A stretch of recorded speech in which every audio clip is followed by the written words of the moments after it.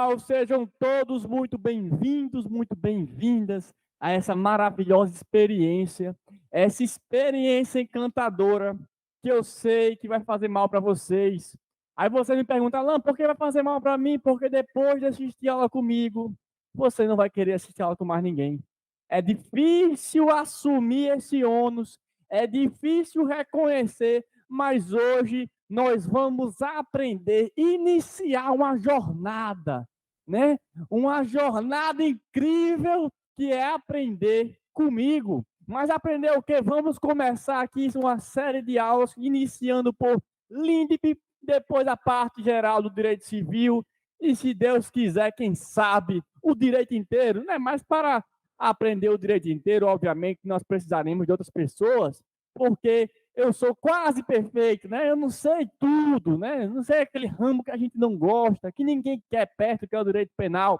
Mas hoje vamos iniciar a LINDB bloco, primeiro bloco, o bloco inicial. Eu quero que vocês se tranquilizem primeiro, respirem, coloquem. Calma, eu vou aprender. Não venha com. Eita, calma, porque isso não te ajuda. Vamos estudar felizes. Então, coloca o celular de lado. Se você estiver assistindo a aula pelo celular, né, desliga as notificações, a rede social fica para depois. Você tem aquele paquera, aquela paquera, a namorada que está mandando mensagem. Faz o doce. Faz o doce. Faz o doce, demora para responder. Ah, por que você demorou para responder? Porque eu estava estudando em prol do nosso futuro, meu amor. Para que eu tenha, para que eu passe no meu concurso, para que eu seja aprovado na minha prova. Então, eu estou estudando por você, por mim, pelos nossos filhos. Olha só que coisa maravilhosa, né? Mais do que um professor de direito civil, né? Um conselheiro amoroso, quase hit do filme Hit, Conselheiro Amoroso. Então, hoje, eu quero que você pegue no seu material o artigo 1º da LINDB. O artigo 1º. E o que é que eu tenho que saber da LINDB para uma prova? A LINDB nada mais é, meu povo, nada mais é do que uma lei sobre leis. Lex legum, que eles chamam, ou lei sobre o direito. Que letra horrível, Alan, eu sei. Mas o que importa é você entender.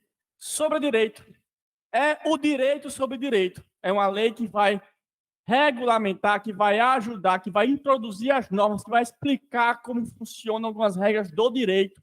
Então, como é que, quando entra em vigência a lei, qual lei vige nesse espaço, quando tem um divórcio, não sei o quê, tudo isso a LINDB vai, né, se manifestar. E para a sua prova, o que é que você precisa saber? Você precisa entender a LINDB, ver os conceitos, saber o texto legal. Você tem que saber as disposições legislativas, certo? Alan, no final das contas, eu tenho que decorar da lei. Exatamente. Porém, eu vou te ajudar a decorar, né? Eu vou te explicar para te ajudar a decorar. E nas aulas nós vamos resolver algumas questões para você ver, para você aplicar, ver como cai, aplicar o assunto, ver se você está compreendendo mesmo. Então vai ser uma experiência bacana, vai ser uma experiência maravilhosa, certo?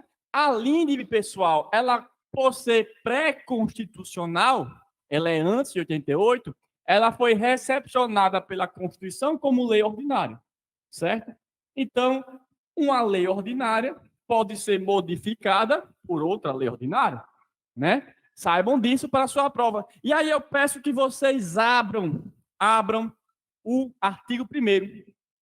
Meu amigo, minha amiga, coloca aí na tela, pessoal, me esconda. Coloca só o artigo 1º, pessoal.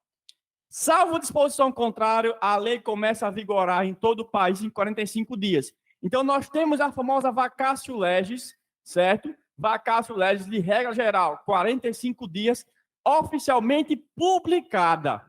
Eu quero que você olhe aí, ó, tudo publicada, nova publicação.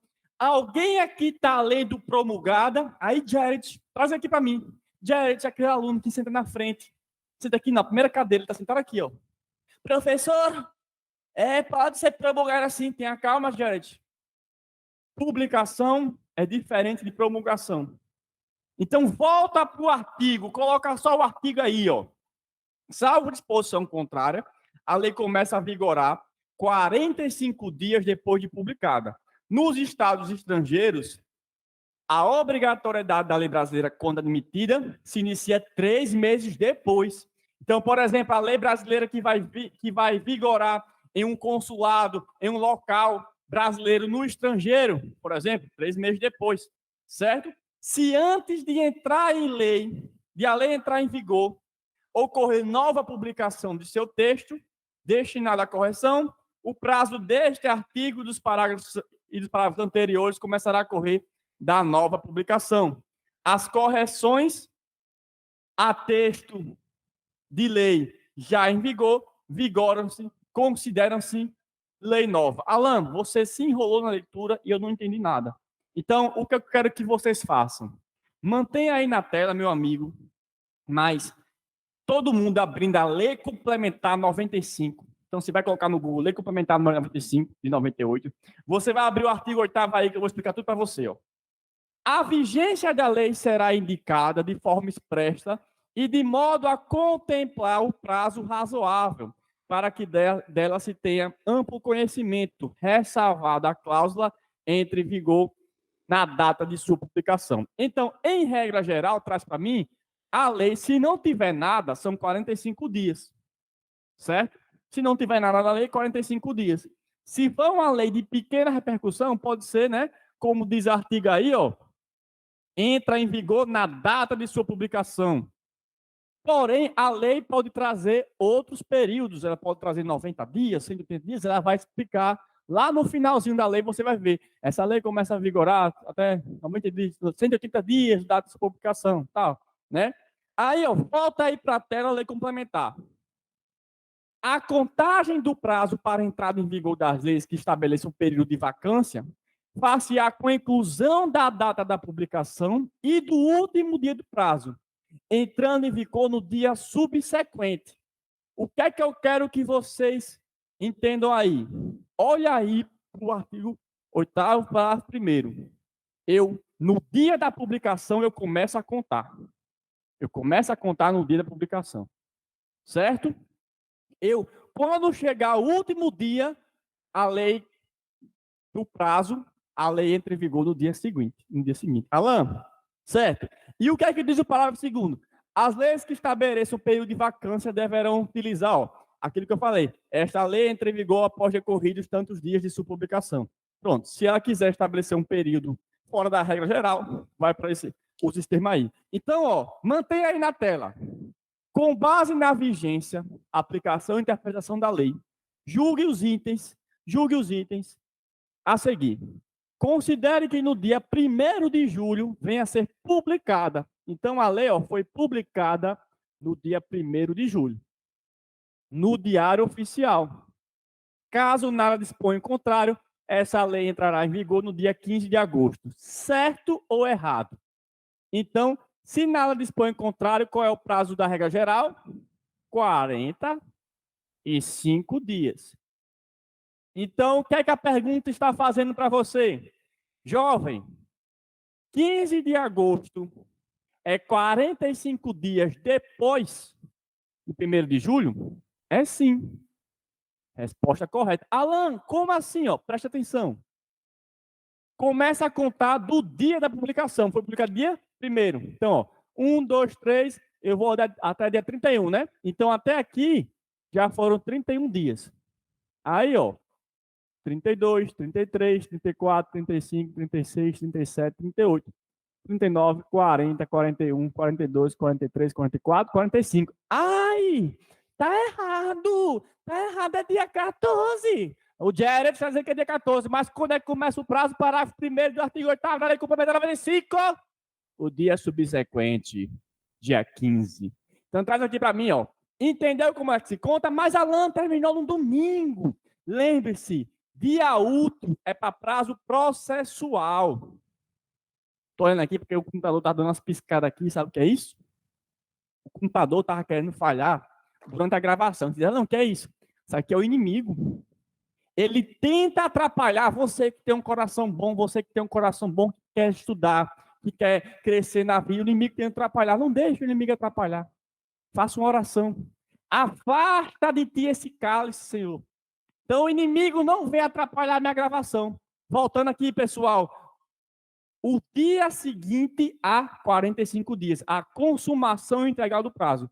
Terminou no dia 14, dia 15 ela entra, ela é publicada, não tem essa história de dia útil, porque não é prazo processual. Beleza? Alan, pode trazer aqui para mim, viu? Alan, mas eu não entendi direito. O que danado é publicação e o que danado é promulgação? Para você que é do direito, imagine o seguinte, ó. O juiz, ele profere a sentença, então ele escreveu a sentença e juntou a sentença no processo, vamos supor, no dia 10 de outubro. Porém, essa sentença só foi publicada, vamos supor também. Então, aqui, ó, pro, e aqui, publicação, pub, no dia 15 de outubro. O seu prazo como advogada, o seu prazo como advogado começa do dia que o juiz junta a sentença no processo ou dia que é publicado? Dia que é publicado. Então, a partir daqui, a gente vai ter essa data para começar a contar seu prazo lá na regra processual. A promulgação, não. A promulgação da lei, a depender da lei, é feita pelo presidente, pela mesa, depende do tipo da lei, mesa do Senado, mesa do Congresso, da Câmara dos Deputados, depende da lei. Depende do momento, se teve veto, se não teve veto. Tudo isso muda, se superou o veto ou não. Então, a promulgação é, a lei foi aprovada. A publicação é, saiu no Diário Oficial. Se você pegar o Código de Processo Civil, se for lá embaixo, na última corrida do Código de Processo Civil, salvo engano, vai ter lá 15 ou 16 de março, a data da lei. Aí, no dia seguinte, vai ter lá, esse texto não substitui o publicado no Diário Oficial no dia seguinte. A publicação foi no dia seguinte. Entenderam? Então, publicação é quando sai no Diário Oficial. Por isso que essa questão que eu trouxe para vocês falava, saiu no Diário Oficial da União. Certo? Publicação é isso. Ok? Emenda constitucional tem vacatio legis? Em regra, não. Em regra, a emenda constitucional começa a produzir efeitos a partir do momento que é publicada. Imediatamente. Agora, a emenda constitucional pode, se ela quiser, fazer previsão, né? Essa emenda constitucional só produz efeitos a partir de tal dia. Beleza, da própria emenda constitucional. Lembrando também, pessoal, que existem leis que vão ter a produção de efeitos diferentes, mas não necessariamente pela vacatio legis. Por exemplo, as leis eleitorais lá do artigo 16 da Constituição fala a lei eleitoral mudada para um período ali próximo da eleição, naquele um ano, vale só para as eleições futuras. Né? Então, ela pode produzir efeitos, mas isso não tem a ver necessariamente com essa regrinha da vacatio legis. Ok? E aí, ó, Alan, e se houver correção? Foi o que eu acho que a gente já, inclusive, leu esse artigo. Se você publicou antes de publicar da lei, então a lei foi promulgada. Aí o que acontece? Publicou a lei, começou a contar o prazo da vacatio legis, né?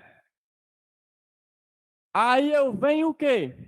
Eu venho e modifico algum artigozinho, uma correção besta. Esse artigozinho, essa correção besta, vai ter o seu prazo zerado, vai começar de nova publicação. Porém, se eu faço a modificação da lei inteira, ou a parte que a doutrina chama de substancial, boa parte da lei, aí a lei toda vai começar de novo. Tá certo? Então, alteração substancial, muda tudo. Né? Então, o prazo da vacatio legis para aquela lei muda todo. Certo? Toda lei vai ter um novo prazo da sua contação da publicação. Para mudança insignificante, é só um pequeno trecho do artigo, é aquele, né, só aquele pequeno trecho, aquele artigo ali, né, que vai ter a mudança de prazo, tá certo?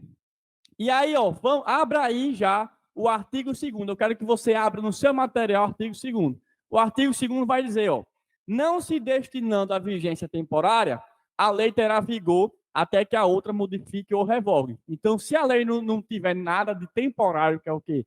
Ela dizendo, essa lei entra em vigor e tal, e deixa de vigorar, deixa de produzir efeitos a partir do dia tal. Então, é uma lei que produz efeitos num período de tempo.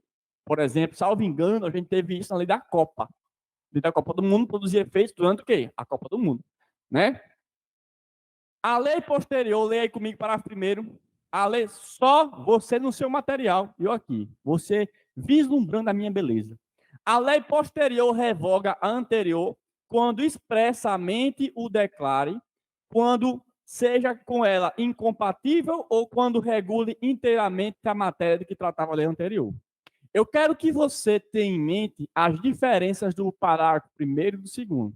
Então, se a lei nova disser estou revogando a anterior, ou for totalmente incompatível com ela, ou regular inteiramente a lei anterior, ela está revogada. Certo? Porém, o parágrafo 2º, a lei nova, que estabeleça condições gerais ou especiais à par das existentes, não revoga nem a modifica a lei anterior. Isso é pegadinha de prova. Ele coloca isso aí como se revogasse ou modificasse. Leia, preste atenção para você não errar. Tá certo? E o parágrafo 3º vai dizer, salvo disposição em contrário, a lei revogada não se restaura por ter a lei revogadora perdido a vigência. Então, imagine que lei A está aqui, lei A. Aí vem a lei B e revoga a lei A. Então, a lei B diz, estão revogados os efeitos da lei A. Aqui parece leia, né? Mas é lei A. Aí vem a lei C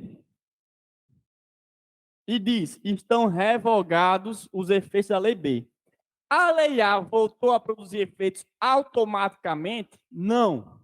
Por quê? Porque leia aí no seu material, na sua lei, o parágrafo 3º. Salvo disposição em contrária, a lei revogada não se restaura. A repristinação não é automática. Se a lei C trouxer disposição em contrário, ou seja, se a lei C revogar a lei B e disser que a lei A volta a produzir efeitos, repristinação, ok. Se a lei C não fizer isso, sem repristinação, ok? Então, a lei A não revive, ela continua morta, ela não vai ser um zumbi. Ela vai ser um zumbi e reviver dos mortos se a lei C assim permitir. Tá certo? Revogação total é chamada de abrogação.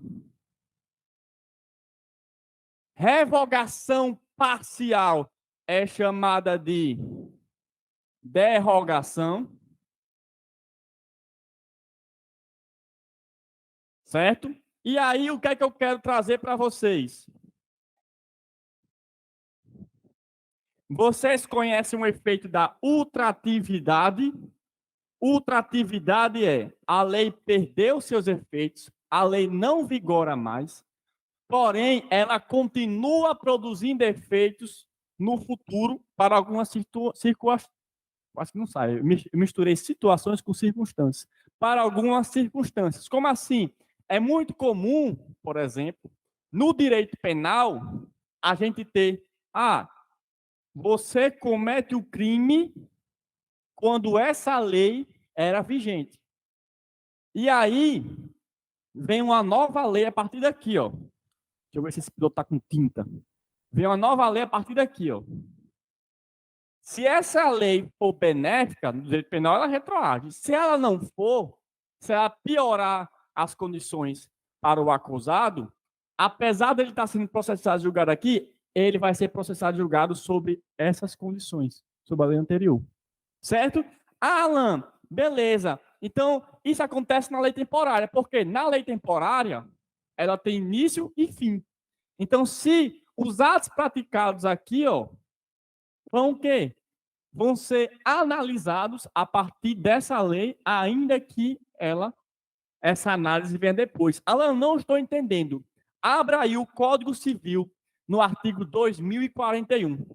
Abra aí o Código Civil no artigo 2041. Eu quero que você leia comigo o artigo 2041. Vou ler aqui, As disposições desse Código Civil novo, de 2002, né? Porque esse Código Civil, esse artigo ele era novo em 2002. Relativas à ordem de vocação hereditária, não se aplicam à sucessão aberta antes de sua vigência. Então, imagina só, fulaninho faleceu em 97. Aí vem o Código Civil, 97 não, vou botar 2001. 2001. Aí vem o Código Civil em 2002 e muda as regras de vocação hereditária. Aí vamos supor que o inventário, por algum motivo, começou aqui, O que isso quer dizer? O que é que 241 quer dizer? As regras dessa sucessão vão seguir a do Código de 16. Então, você tem uma ultratividade do código 16 para essa relação aqui. Por quê? Porque é o do momento da sucessão aberta. A sucessão é aberta no momento da morte. Outra regra muito que a gente vê até hoje, novo processo civil. Se a sentença foi proferida antes do início da vigência do novo Código de Processo Civil, o resto do código, o resto do processo, as regras de recurso, por exemplo, seguem, ou seguiam, porque talvez não exista mais processo ainda, seguiam o quê? O processo civil antigo, ainda que o novo processo civil esteja em vigência e o antigo estivesse revogado. Tá vendo? Esses são exemplos aí da lei civil nesse aspecto. Outro ponto importante: ninguém se excusa de cumprir a lei, artigo 3º, alegando que não a conhece. Você não pode dizer, eu não sabia que essa lei existia e deixar de cumprir a lei, certo? Existem exceções? Existem, né? Existe a exceção lá do direito penal, das escusas, né? Eu não sabia que era crime, aí você tem uma possibilidade aí. E você tem um erro de direito que a gente vai estudar na parte de negócios jurídicos. Previsão legal no artigo 139, inciso 3, que é: eu pratico negócio jurídico sem saber que eu não podia praticar. E aí, por esse erro de direito, eu posso pedir a anulação do negócio jurídico. Um exemplo muito dado na doutrina é quando a pessoa importa uma mercadoria, crente abafando que aquela mercadoria era o quê? Era lícita, que você podia importar. Não é que eu estava importando uma droga e não sabia. Não. Você estava importando, por exemplo, esse piloto, porque esse piloto era permitido no Brasil. Só que aí uma mudança de regulamentação fez com que esse piloto deixasse de ser permitido. Exemplo, hoje no Brasil, até o momento que eu estou gravando essa aula, a Anvisa ainda não regulamentou o uso do pendrive de boca, famoso cigarro eletrônico. Então, se você pesquisar na Anvisa, em tese, o pendrive de boca, cigarro eletrônico, é proibido no Brasil. As pessoas sabem disso? Não, porque todo mundo está usando aí, né? Aí o que acontece? O que acontece é, as pessoas acham que é legal. Então imagina que o contrário, imagina que fosse legal, imagina que é legal, que é regulamentado pela Anvisa, só que a Anvisa depois emite uma portaria, uma nova regulamentação e proíbe. E nesse período de tempo, você não estava ciente, você importa uma quantidade grande desse cigarro para comercializar, porque você achava que era lícito. E aí você pode tentar anular esse negócio por erro de direito, certo? São exceções do artigo 3º da lei de introdução. Ok? Ok. Então, pessoal, você quer saber o próximo ponto? Veja só. Quando a lei for omissa, o juiz decidirá o caso de acordo com a analogia, os costumes e os princípios gerais de direito. Todos esses pontos aqui, né, são fontes do direito. Como será que isso pode cair na sua prova?